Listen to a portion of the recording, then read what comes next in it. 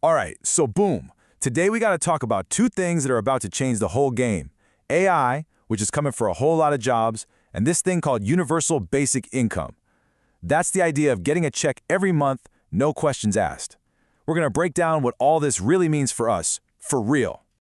Look, I'm from Queens, you hear me? I'm a civilian, a square, but the only two gangs I'm repping are SMG and IMG, Save Money Gang, Invest Money Gang. That's the mentality we're on. So this ain't gonna be your regular, boring economics class. This is about our future, our bag. And since I'm from the city, I gotta keep it 100. Besides saving and investing, there was a third gang I was rocking with for a minute. One that was trying to answer the biggest money question out there. What do we do when the jobs start disappearing? Let's get into it. Real talk, I was deep in the Yang Gang. This dude was talking about putting a stack, $1,000 a month, the freedom dividend he called it, right into our pockets. For a lot of us, that wasn't just some campaign thing, that was a lifeline. So when he didn't win, man, it was tough to make sense of it. It felt like he saw the future and we saw it with him, way early. And this right here shows you why. Back in 2018, in his book, he was calling it. He said AI would start snatching up jobs around 2024, 2025. He was, 7-8 years ahead of his time on this.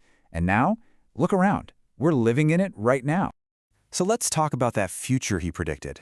This ain't some sci-fi movie with robots taking over. Nah, this is customer service jobs getting replaced by chatbots. This is artists and graphic designers having to compete with an algorithm. Paralegals seeing their work get automated. The whole game is changing as we speak, and we gotta learn the new rules fast. You know, the tech companies, they call their end goal AGI, or Artificial General Intelligence. Just peep OpenAI's on definition. When they say they want to build systems that can outperform humans or most economically valuable work, what does that sound like to you? To me, that sounds exactly like saying, we're coming to replace you. Now, you got these big groups throwing out some wild numbers. They'll say, oh, AI is going to add 172 million jobs. And that sounds cool, right? But here's the flip side. It's also projected to take away 90 million jobs.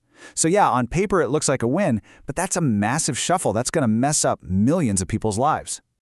Just let that number sit with you for a second. 90 million. That ain't just a number, you feel me? That's 90 million people. People with bills, with kids, with rent to pay, whose whole careers are about to get flipped upside down. And that's the billion-dollar question right there, isn't it? What's the move for those 90 million people? Where are they supposed to go? How are they supposed to eat and provide for their families when a machine is doing their job? The answer to that question is leading us straight into what they call a K-shaped economy. And trust me, this AI wave is about to make that split between the people at the top and everybody else a whole lot wider. So check it. Society is basically splitting in two. You got the top line of the K shooting up.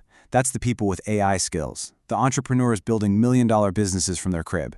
Then you got the bottom line of the K dropping down, and that's everybody else, facing crazy unemployment, overqualified for jobs that don't even pay the bills. That whole dream we were sold, go to school, work hard, get a good job, and you'll be set for life? Nah, that promise is broken. It's a wrap. The whole formula's changing right under our noses. So if that promise is broken, who's responsible for cleaning up the mess? Who's supposed to pay the price for all this progress they're so excited about? And this is where it gets real. If these huge tech companies are the ones building the tools to replace us and they're getting filthy rich off it, don't they owe something back to the same people they're putting out of work? Do they have a duty to fund something like UBI? So you really got two main arguments here. One side says the tech companies, the ones making trillions off this stuff, they should pay for it.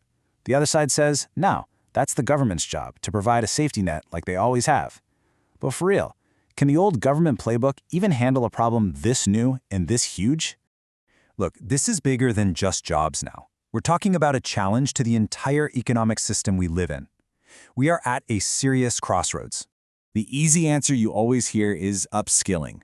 They say, oh, everyone just needs to learn new skills, learn to code. But let's be real for a second. Not everyone can or even wants to become a coder or an AI expert. Not everyone is built to be an entrepreneur. What about them? What are they supposed to do?